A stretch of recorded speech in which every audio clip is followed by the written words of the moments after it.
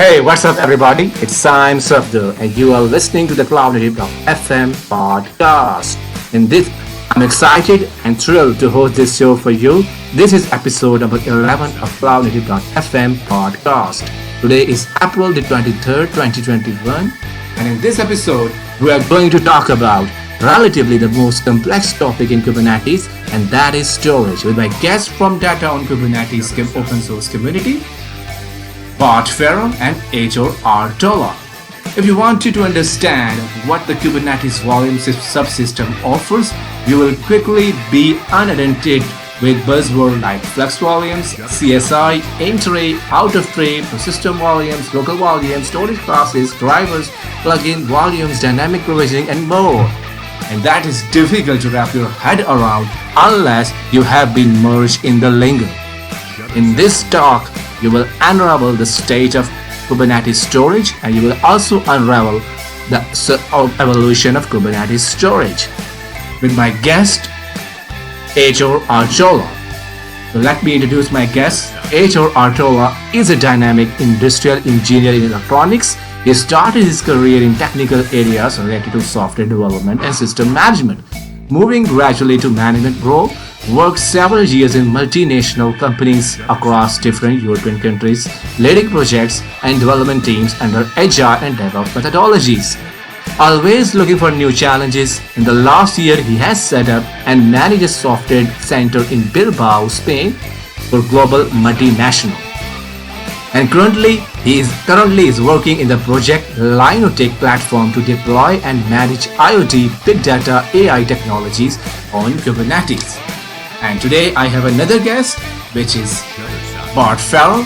Bart Farrell is the community leader of the Data on Kubernetes community, where he gets to interact with folks from all over the world committed to open source and sharing knowledge. Originally from the Bay Area, but now living in the Basque country in Spain.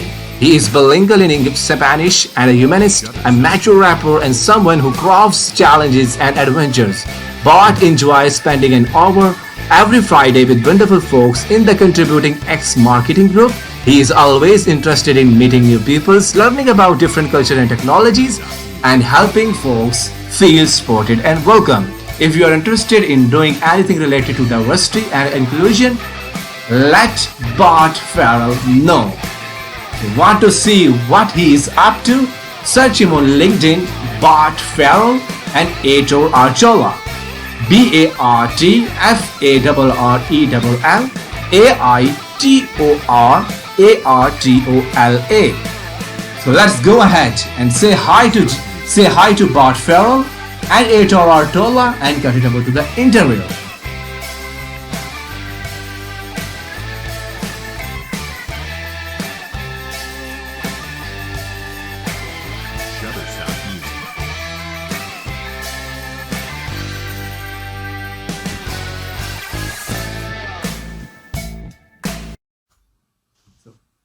Thank you everyone for joining us today, and this is episode number 11 of Cloud-Native.fm podcast. And today you are surprised to know that we are talking about Kubernetes storage. Hooray! And the guest we have today is Bart Farrell, who is a community leader on Data on Kubernetes, and we have met before, and believe me, both of us are a die-hard fan of Athletic Club Bilbao.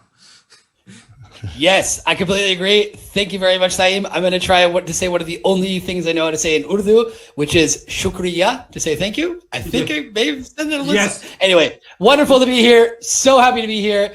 Alpa Letik, it's a difficult team to support, but it's a wonderful team to love. So anyway, very good to be here. And also I have a guest, Aitor Artola, who is talking about the past, present, and future of Kubernetes storage. And he is a cloud native storage expert. And tonight I throw all the crazy questions to him and he elaborate all those in.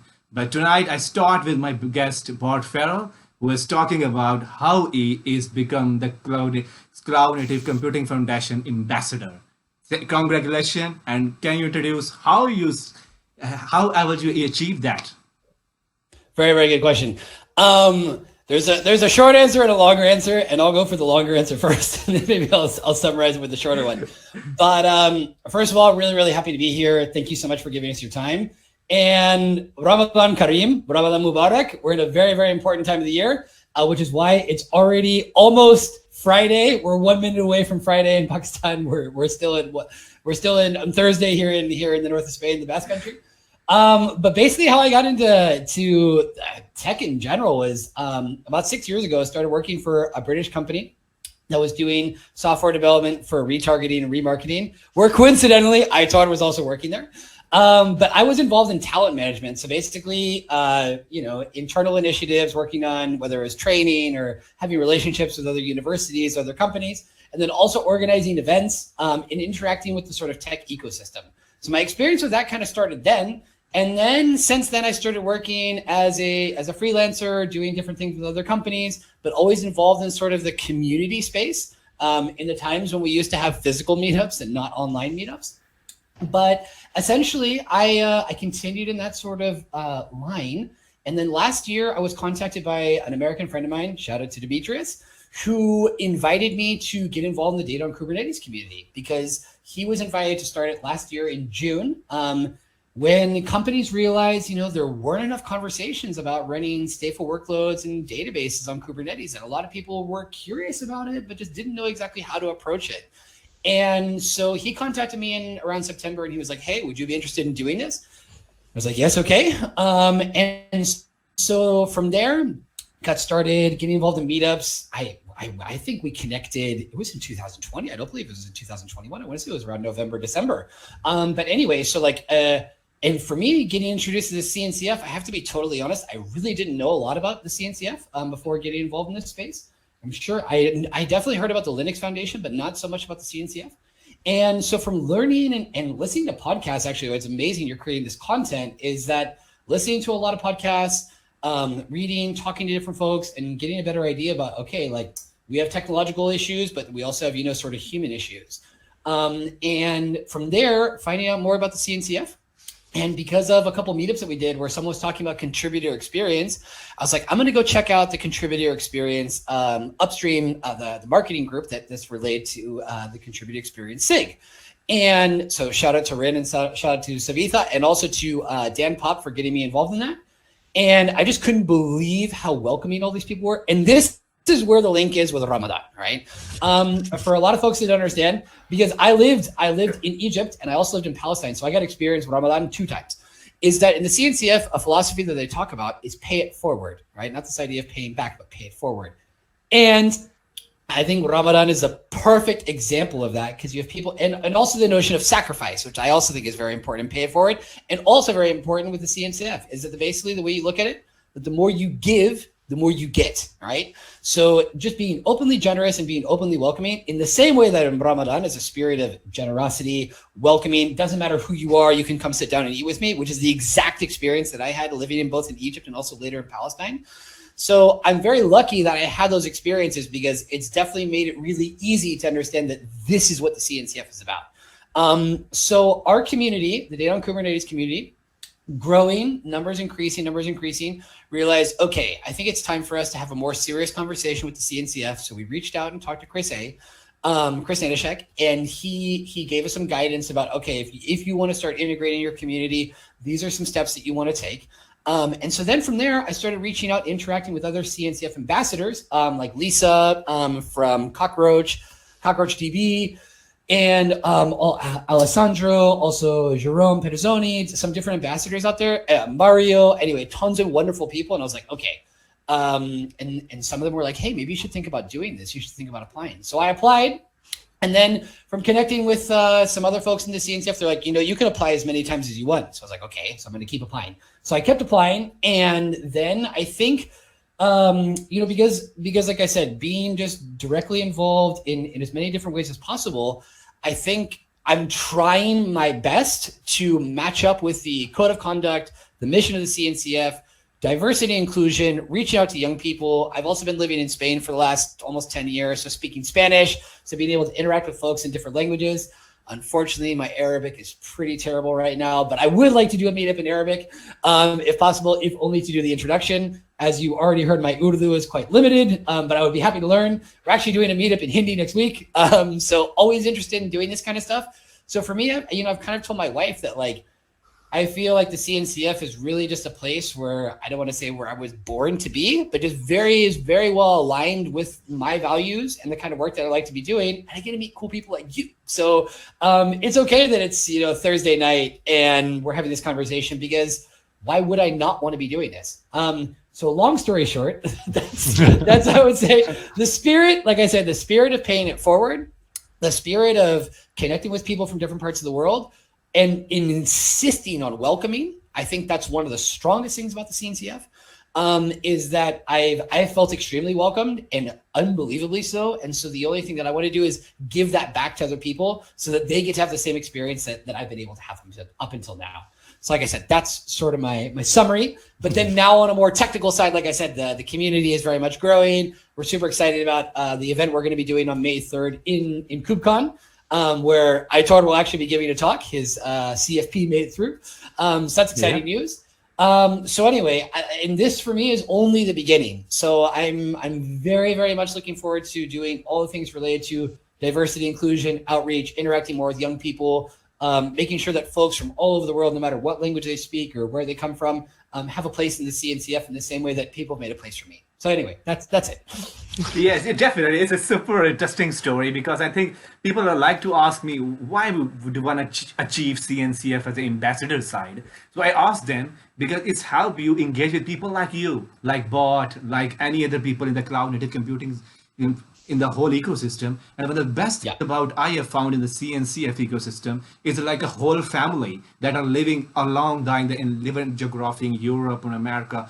They are very kind enough people. They give you every possible journey, what the step you need to take in order to be successful. And to be honest, because Kubernetes is a very gigantic project, it came after Google. Google is a whole gigantic company, and they open source a project that is also a gigantic project, and people like to know how to learn these kind of stuff, and somebody has to keep up and run the community like Bart is doing in the storage side. And the people like to know what are the options I have in the storage space, and how do I figure out the best possible way to learn these technologies, and how to interact with the experts like Aitor, Artola, and any other cloud native storage expert. So you are doing a tremendous job. And so the last question before I switch to Aitor is, what is data on Kubernetes? You elaborate very few points on it, and you have also coming up the KubeCon, some data on Kubernetes is a co-located event. Can you talk about more on that?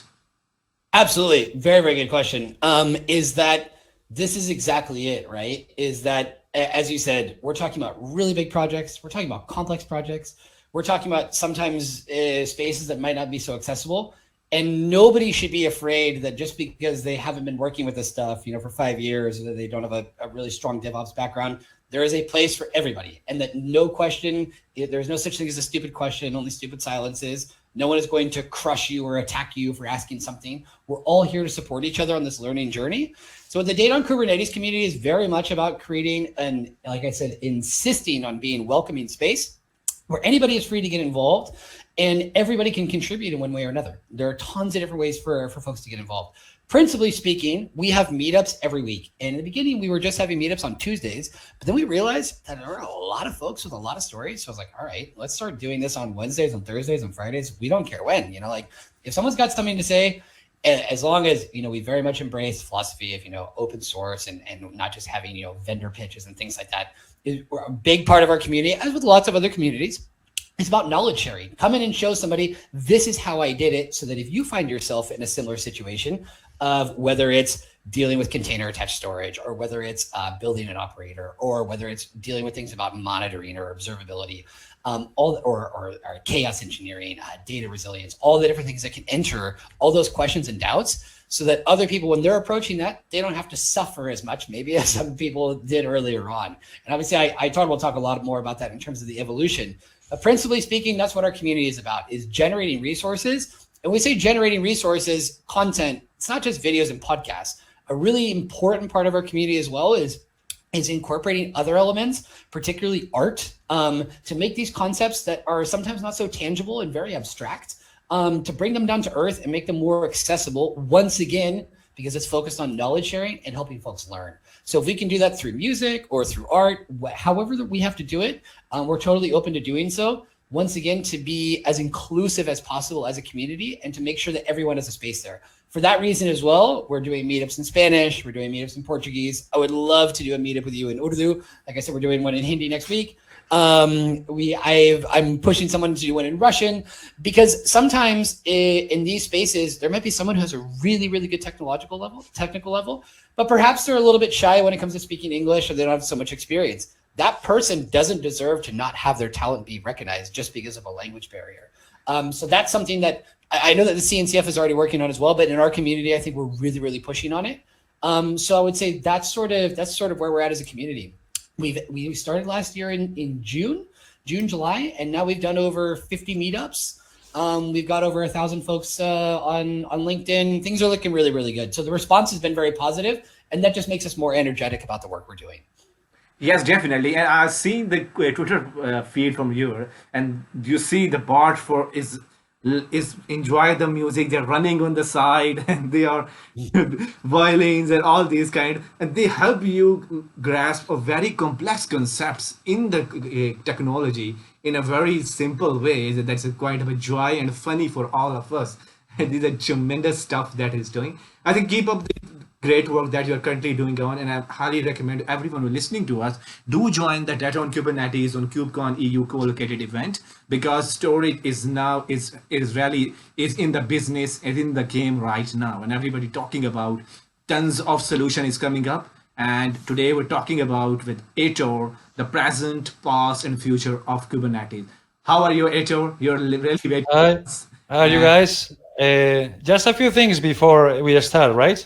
I mean, you guys seem to be very much open, as you say. I mean, talk to many people. Actually, I came out from my cave just for this presentation. I am one of those technical guys that is always like with the computer. I talk to machines mainly, okay?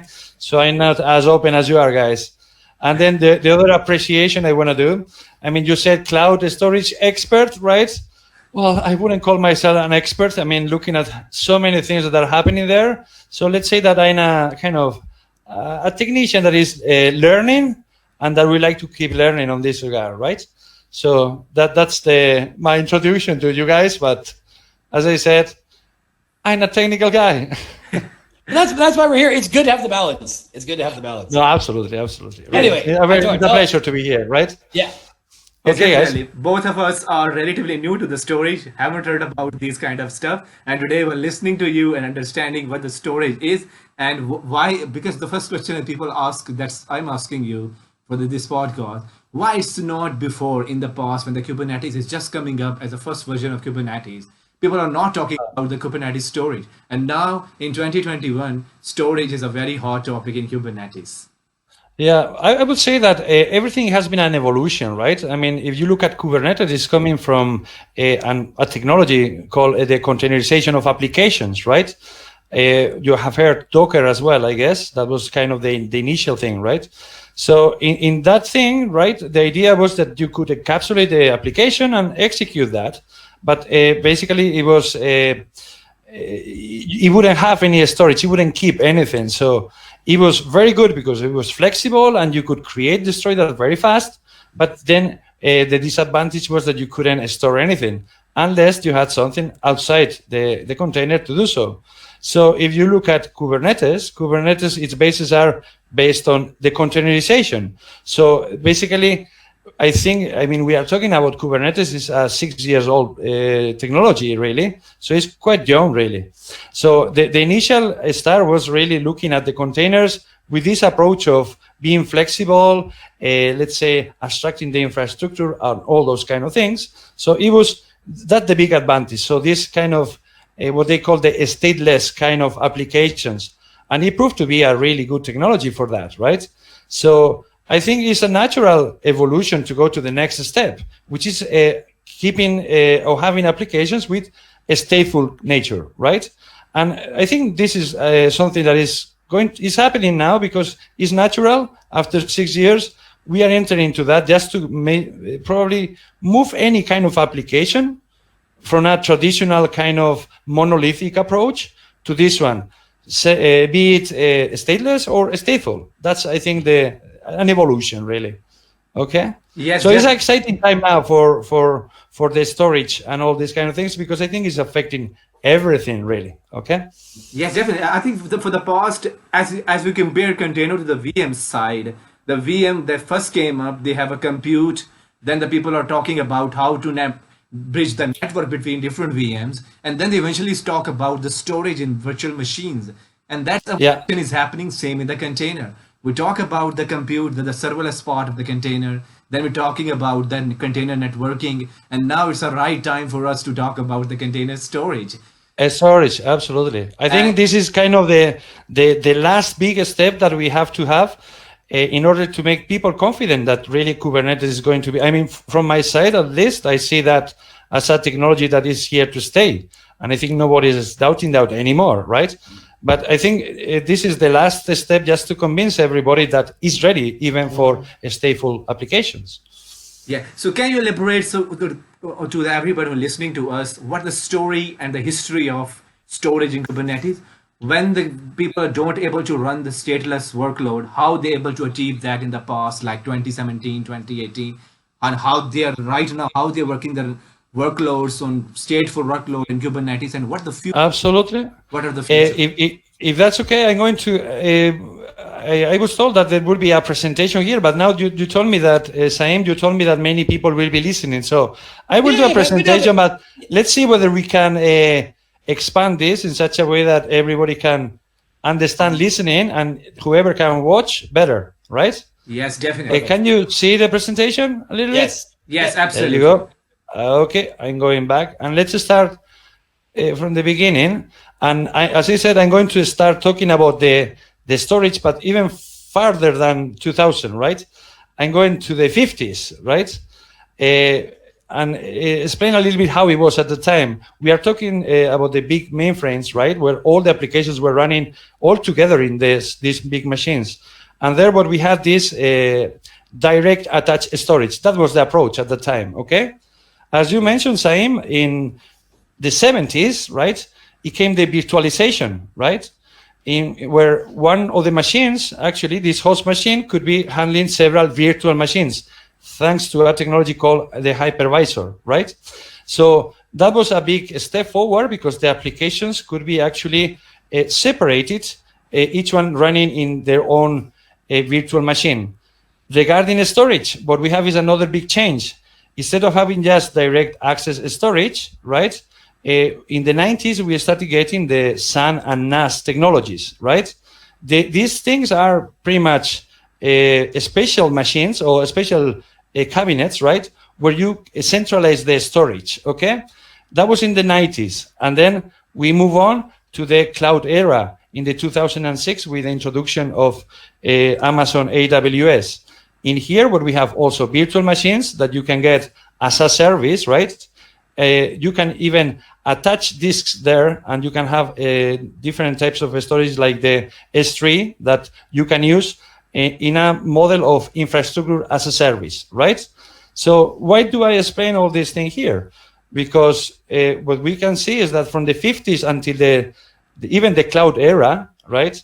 We are always talking about machines here, machines, disks, all these kind of things, right? So I think with Kubernetes, actually, there is a paradigm change. How do you say that, these guys? Paradigm or paradigm? Paradigm. Paradigm, right? So there is a change that is happening because we are moving from a machine-dominated world into something completely different. It's a cloud-native vision, right? And the one that does that happen is Kubernetes. Kubernetes allows you to separate, let's say, or make a abstraction of the infrastructure, so you can run there. On top of that, containerized applications and let's say virtualized persistent volumes or storage. Okay, that's the big change that is happening now. So somehow the applications right now don't need to worry so much on which machine they are running or what disk they are using. And this is achieved thanks to Kubernetes. And I think this is the big evolution that we are having here. And why do I say that this is a big revolution? Because And this is again an opinion, right, from all the readings I'm doing and everything. So I think we are moving away from this idea of these centralized storages that I mentioned before, the SAN and NAS kind of systems. And why is that? I mean, in Kubernetes, the idea is really not to have this kind of special things. There is a metaphor that says that, a metaphor called cattle versus pets, right? So the idea is that in a cloud native environment, you don't want pets. Yeah, you don't want anything that you have to take care, like especially. You need to have a cattle of a pool of machines that are all equal in such a way that you can actually, if one breaks, you just add another one of the same kind of characteristics, right? So you are talking here about commodity hardware. So the cloud native vision is kind of moving into that direction. And that direction is this software-defined storage, where you actually manage the storage not just through disks as such, through hardware or through special machines, but through software, okay? And this is actually something that we are seeing that is happening with Kubernetes, or that I see is happening with Kubernetes, right? Do you follow, guys, a little bit? No, it's great. It's great. Yeah. It's great. Because I understand what you mean is that particularly for, thinking about, the issues of maintenance, maturity levels, and we'll kind of take a look later as well too about, all right, so I want to start working with this. What kind of skill set, what kind of roles do I need to have in my team to be able to manage all this stuff? Absolutely. And these machines these racks that I mentioned, the SAN and NAS, they're actually very complex, right? Very expensive. And actually, you get into a vendor locking situation here because they are not kind of a standard. If you get one of those, if you have the money to do so, you actually have to then pay probably for maintenance for these special kind of machines. Mm-hmm. So the container native vision is actually moving away from all this kind of approach, right?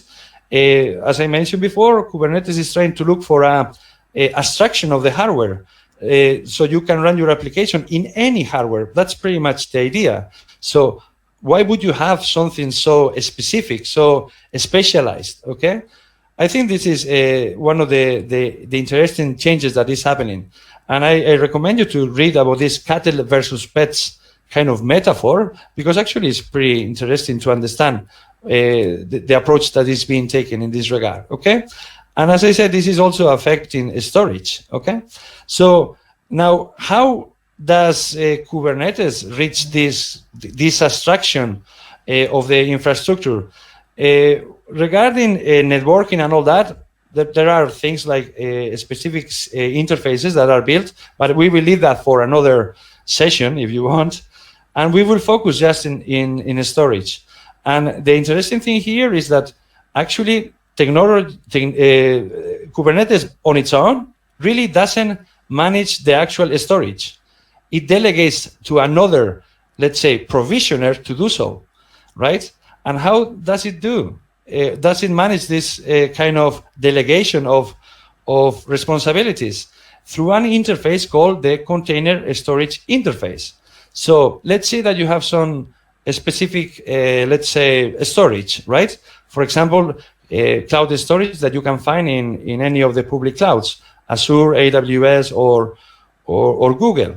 So what they do is they actually provide you a provisioner, right, that follows this CSI interface that the Kubernetes technology can call, right?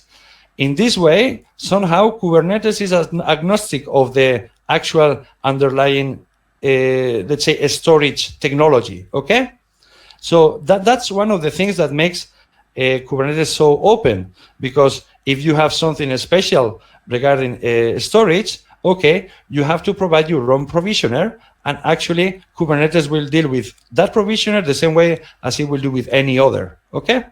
So thanks to this separation, I have, again, some slides here that it would be nice to see, right? So, but I will try to explain for the ones that are listening, right? And it's about YAMLs, okay? Because in Kubernetes, everything you do, you actually define that through YAML files. And what I'm presenting here now is, let's say, the case of a stateful set, okay? How to put that a stateful set application live in a Kubernetes environment. Before you do so, right, because a stateful set requires storage, right, what you would have to do first in Kubernetes, sorry, I'm moving now, is actually define something that is called a storage class. And to do that, you have to pass to Kubernetes another YAML file called a storage class, okay? In this storage class, what you say is the provider or the driver, provisioner, that you have to use for this particular storage class. So think about this as a definition of who is going to drive or who is going to deal with the physical storage, okay? Then on the other side, you will have the developer that is doing the actual application. He will build the application, containerize then, store that in a registry, for example, right? A container image registry, and then he will again define a YAML file in which it will specify everything that that application, a stateful application, requires. If you could see it, yeah, you would see here that you define really what containers this application will have, the one that we just stored in the registry. And there is another area that is quite an important one. In the definition that you do of the application, you actually specify the storage that you require. And for that, you specify two important details. One, obviously the size of the storage you are looking for, right? Say 1 giga or 2 or 10 or 1 tera, whatever is needed. But then what is really important is the definition of the storage class, because this one is going to tell Kubernetes what driver it has to use. So the process is quite simple. Once you deploy the application, this one will actually download the container, right? It will search for the specified storage class, and then through that, it will get the driver that will use the underlying storage, physical storage. Thanks to that, you will actually get the storage that you are looking for in your application. I'm not sure whether with words this is easy to understand. Saim, Bart, yeah? With the presentation, I think it's much easier to get. Any questions regarding this, yes, guys? Definitely. More or less, you got the idea? Yes, definitely. Because it's a whole... Hello? And the first thing that we are to introduce that with the Kubernetes story... Can you hear, guys? Or Yes, you're fine. Yeah. Definitely. More or less it was okay? You got the idea? Yeah, no, but anyway, Saim, go ahead. Go on. So the first question we're talking about that we have a persistent, then we have a persistent volume claim, and then with the storage class. That right now the model in the Kubernetes storage you have, that's a persistent. You set up the persistent volume, then the operator of the volume that claim the persistent volume, and then you have also the storage class that you can define on the fly that these are the things you can quote out. So right now we have that model that we're missing out in the past and unable to do that effectively. And what you said that this cloud container storage interface, Kubernetes is moving in the same way, like the container network interface, container runtime interface. So regardless of they are putting the effort to build the runtime or build the network interfaces or the storage interfaces, they ask the community to help them so people can do on that way. So that's the model I think we are missing in the previous and right now we have. No, I think it's a very good point. Like you said, it's becoming much more, well, obviously more robust is the very nature of Kubernetes. But I think what frequently happens in our community is that we see that, you know, when, and I would like to know your experience with this as well, Saim, is that like every time you're talking about these changes, there's a technological change, but there's also the cultural change. You know, there's the question of ownership, who's going to be doing what. I was talking to a company today, you know, about do I buy or do I build? There are many different factors in terms of human costs, the hours it's going to take to get all these things together. But what we're doing and what you're doing as well, Saim, with your community, is that by generating these conversations and getting folks out there to talk about how they're doing stuff, then what sounds mysterious or overwhelming or scary gets simplified. You know, like as I was just explaining with the progression of how things have evolved historically speaking, is that it's not that it was, you know, I mean, of course there are, if we're talking about things from the 1950s, yes, there are differences, But a lot of times what we're telling folks is like, okay, you're a DBA and you want to become an SRE. These are the steps that you can take. These, you're going to add these words into your vocabulary. You're going to start tackling these kinds of concepts, and you'll get there. But there's obviously going to be an element of patience. There might be some frustration, but it's not that we're talking about, taking a space shuttle to the other side of the galaxy. Hopefully, in a few years.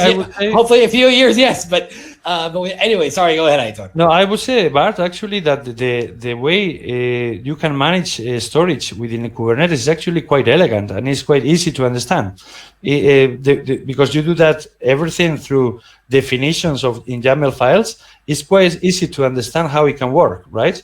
So, I think that's precisely what one of the questions is that like, how can we simplify everything so that everything can be done in the same place rather than having to have exactly. I think, and that's one of the big arguments or one of the big things that we see a lot in our community is that from a practical perspective, from a technical perspective, from a talent perspective, from lots of different things is like, I want everything all in the same place. So I don't want to have my data over here and my storage over here and other things going on simultaneously just because for coordination's sake. I mean, lots of other factors can get. Exactly, because actually if you have everything in the same place, you can actually benefit from, let's say, all the things that you can get from Kubernetes already. You have technologies like Prometheus and Grafana fully integrated in Kubernetes, where you can get a great monitoring system. That if you can use that for storage, why not?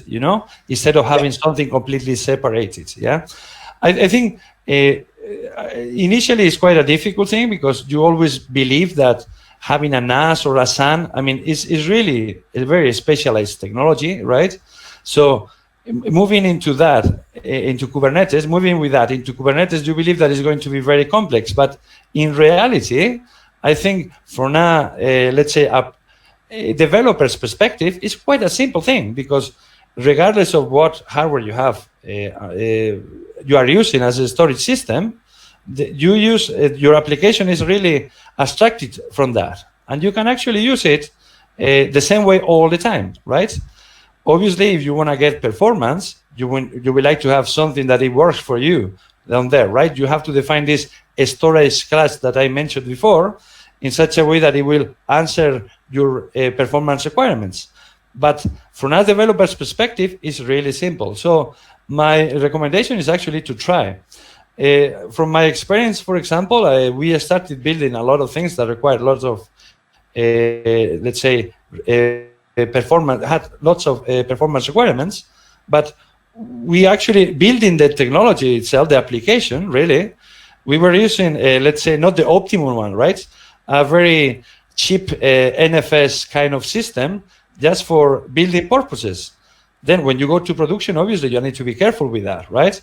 But it's like the application itself, really, it will work the same way with whether you are using a poor performing one or let's say very fast one, right? Is when you go to production where you need to be careful. But from a development perspective, it's not that a critical thing, So I would recommend trying that, and then you will enter into the storage, this deep kind of learning process, Yes, definitely. And I think we have to, half an hour talking about storing in these cool types. So people are listening to us really want to know what are the tools they have to run the Kubernetes, run the storage inside the Kubernetes. What the tools do have. We're talking about the networking side in Kubernetes. We have Cilium, we have Lingo or ViewNet or other. What the storage space provide us inside the Kubernetes? Okay, that was my last slide, but because maybe we had some problems with the sound, I'm going to just speak about that, right? Yeah, go right ahead. So pretty much, as I said, when you talk about networking, you mentioned, right? You have Calico, you have Flannel, Cilium, right? These things are the ones that following an interface called CNI, Container Network Interface, manages the networking. That's fine. I just mentioned that for storage, you have exactly the same. You have the CSI, Container Storage Interface. So what kind of solutions do you have? Okay, let's start with if you are using a public cloud like Google or Amazon or I don't know, there are so many that I have to mention all of them, I guess, right? Google, Amazon, and the other one is, Azure, yeah, that's matter. Yeah. Azure, we can start talking about Alibaba. There you go. So actually, what they actually provide, all of them, they provide their own CSI provisioners, right? So you can use them, okay? That's fine. So then the problem is solved. That's okay. If you go to the public cloud, everything is solved. It's not really true because there are some limitations, right? And I'll try to explain which ones they are. When you actually use a CSI driver from the cloud, yeah, you get cloud storage. But what it does really, it takes for a block storage, it takes a disk, right? Managed disk, for example, in Azure, and it makes an attachment to the machine where your pod is running, and then it makes an amount kind of action, right? With that, you get the storage. Now, what's the problem? One of them, or we saw that problem, is that you can attach a limited amount of disks to the machine. What happens if you have more pods that require storage than that limit that you get with the machine? That's one of the issues there, right? So depending on the use case, you might end up with machines that have more pods, right? That require storage than the actual limit of disk that you have there. So that's a problem, right? The other one would be, for example, as I said, you attach the disk, you mount the disk. This one actually takes time, okay? So say that one pod is moving from one machine to the other. What happens? The storage must follow. Therefore, first you attach, you mount, but if the pod moves to another place, you need to mount, detach, attach, mount. This one actually takes minutes. So if you have an application that requires some kind of being dynamic, let's say, right, that becomes a problem as well, okay? So that's what you can get into with using the, let's say, provisioners of the cloud storage. For that, then you have some alternatives, right? And I'm going to mention two, right?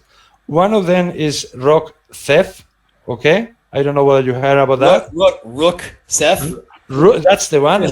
Sorry, local dialect. Yeah, absolutely. I mean, in Bilbao, our accent is a bit different, yeah, but okay. No, everybody else's accent is different, that's it. Yeah. Absolutely.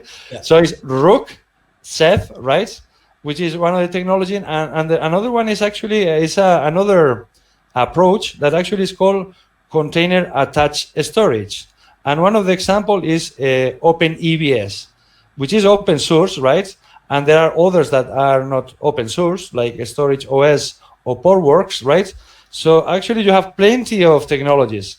But so what's the difference between these two? With you have Rook, sorry, Bart again? No, you got it. Right? In that one, you have everything, Rook running in Kubernetes, but what it's using is Ceph, which is not a technology, let's say, that is native Kubernetes, okay? Actually, Ceph is from the 2006, and is from the traditional, let's say, a storage kind of management approach, right? That was trying to move away from these SAN NAS kind of architectures, right? So it's actually quite stable in the sense that Rook, right, is a CNCF graduate, right? So the CNCF has given the okay. That's a good solution, right? And then Ceph also, as I mentioned, is pretty well known in the traditional storage, and it's from 2006 and quite stable. So that is one of the solutions, right, that I would recommend to have a look to you guys.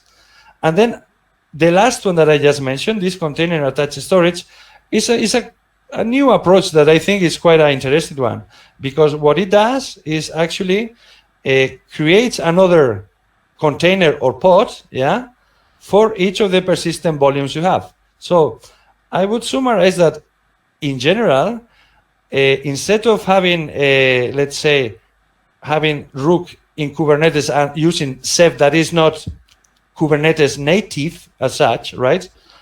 In the OpenEBS CAS kind of solutions, right? You are putting everything on Kubernetes. And there is what you get, one of the benefits that Bart mentioned before.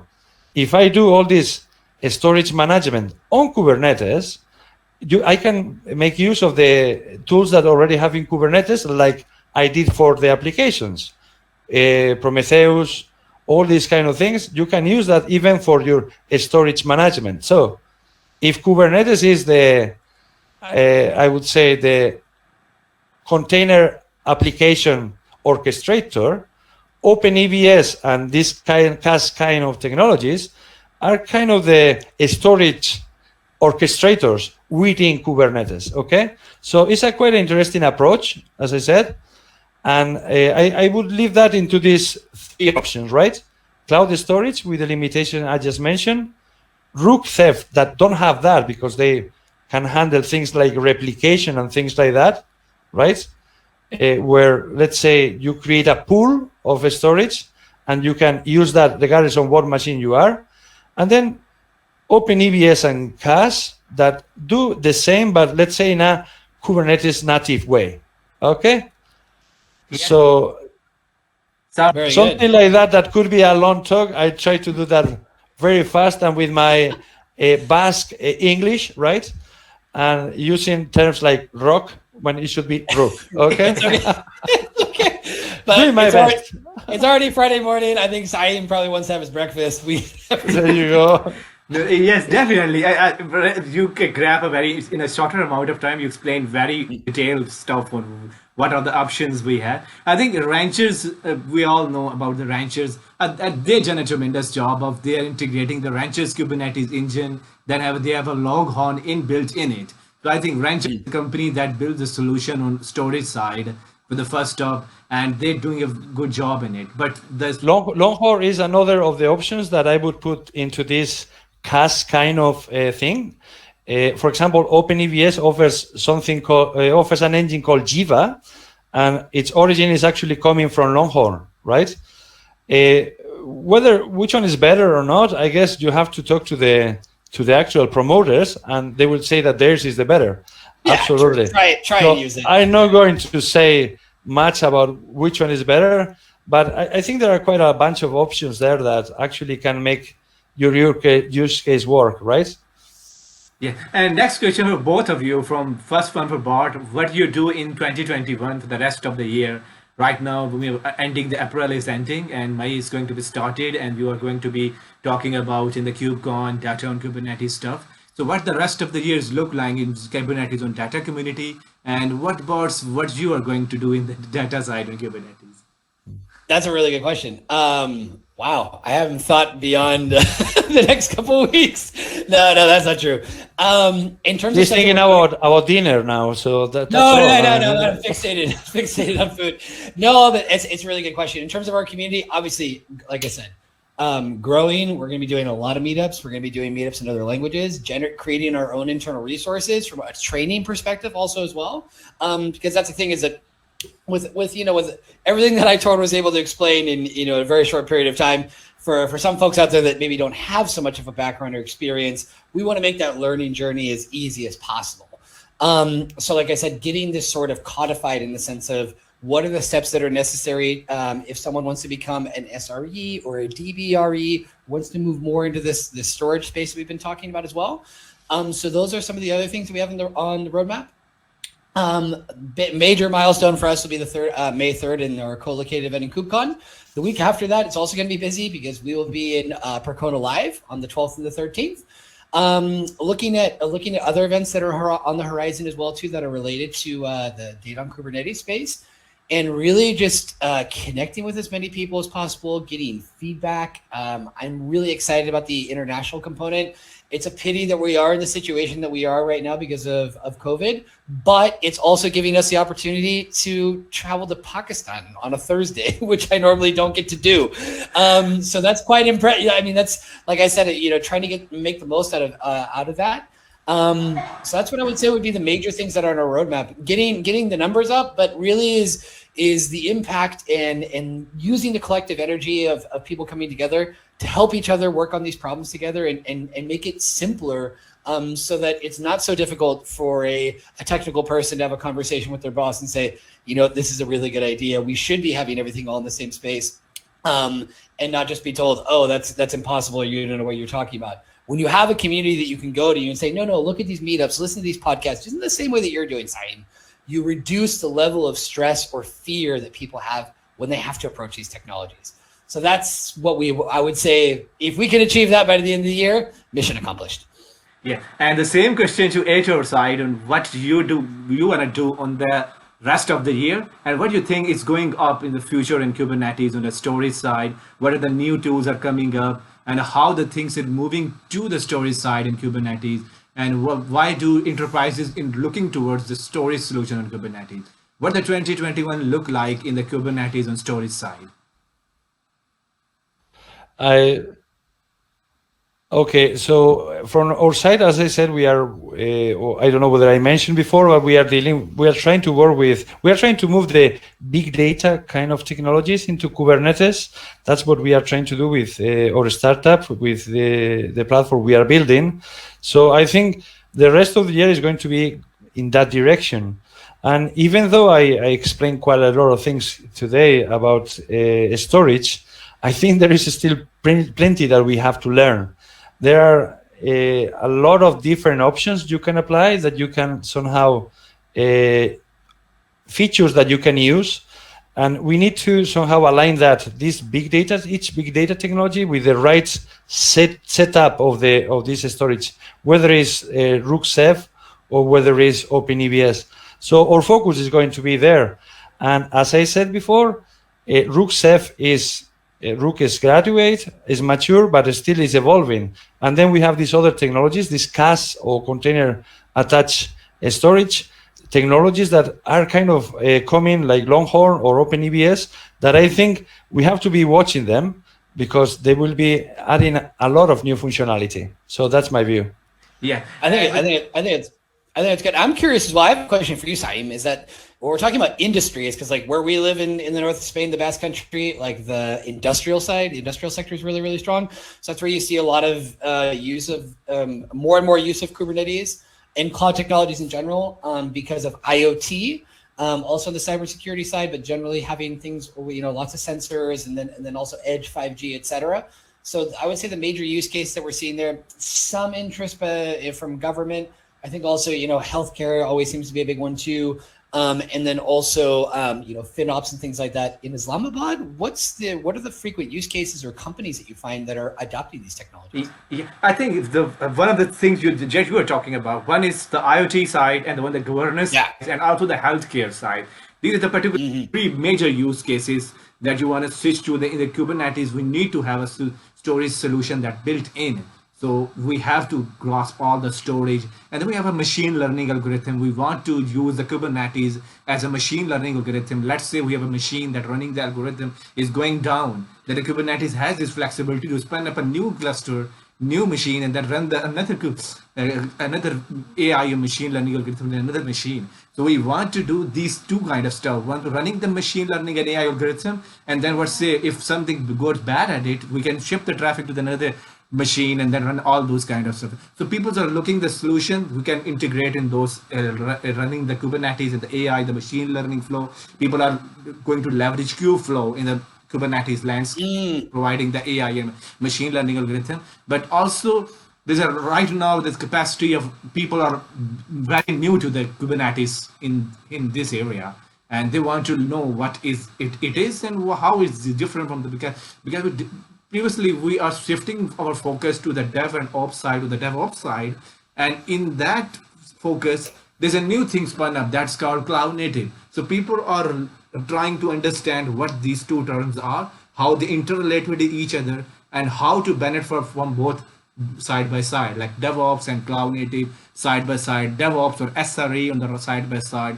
And then let's say we have a DevOps team, and at the same time, we have an ML ops and AI ops team. How do we integrate with these two teams, and how they put the solution, how they'll use the language that people understand, all the language that are using within the company. So these are the very tricky questions that we are trying to figure out.